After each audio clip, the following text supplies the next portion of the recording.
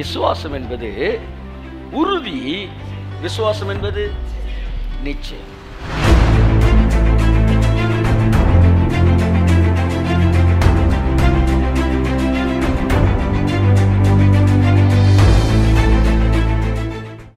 விசுவாசத்தோட கேரக்டர் என்ன, அது ரியாலிட்டி என்ன, விசுவாச வீரர்கள் ஒவ்வொருத்தரும் தங்கள் வாழ்க்கையில் விசுவாசத்தை எப்படியெல்லாம் பயிற்சி செய்தார்கள் அது என்பதை பார்க்கும்போது விசுவாசம்னா என்னன்னு தெரியும். நான் அடிக்கடி சொல்லுவேன், நோவா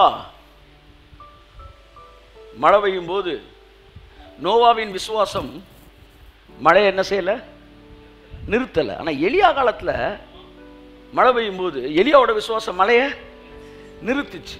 ஒருத்தன் மலையை நிப்பாட்டினா இன்னொருத்தன் மலையிலேருந்து தன்னை காப்பாற்றிக்கிட்டான்.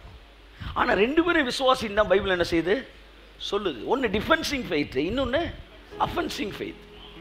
இப்போ இதெல்லாம் நம்ம புரிஞ்சுக்கிட்டோம்னா கேடகம்னா என்ன, விசுவாசம் கேடகமாக எங்கே பயன்படுது, விசுவாசம் எங்கே பட்டயமாக பயன்படுகிறது என்பதையெல்லாம் நாம் புரிந்து கொள்ளலாம். நம்ம அப்படியே போவோம். கர்த்தர் நம்மை ஆசீர்வதிப்பார். அந்த வசனத்தை மட்டும் இன்றைக்கி கொஞ்ச நேரம் உங்கள்கிட்ட நான் பேச விரும்புகிறேன். விசுவாசமானது நம்பப்படுகிறவைகளின் உறுதியும், விசுவாசமானது நம்பப்படுகிறவைகளின் உறுதியும் காணப்படாதவைகளின் நிச்சயமுமாய் இருக்கிறது. இங்க பாருங்க, வாட் இஸ் ஃபெய்த்?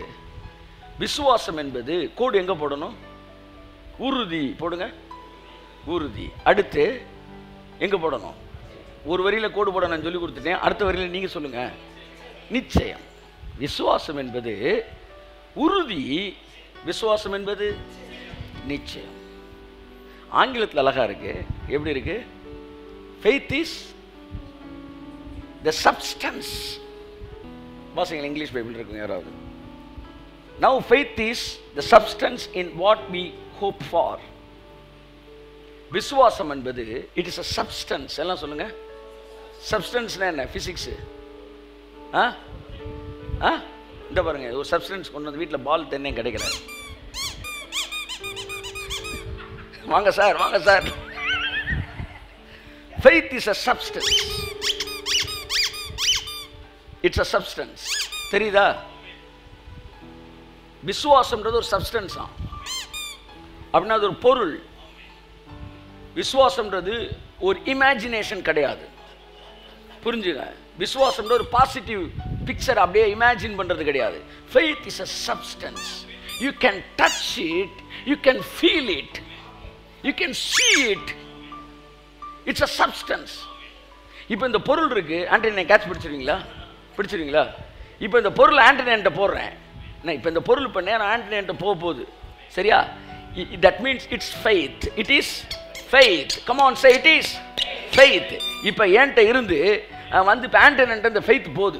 நான் தான் காடுன்னு வச்சுக்கோ, அவர் ஜோம் பண்ணிட்டு இருக்காரு. இப்போ ஃபெய்த் எப்படி போகுது? இங்கேருந்து ஆண்டனிட்ட எப்படி போகுது? பிடிங்கண்ணே, அப்படி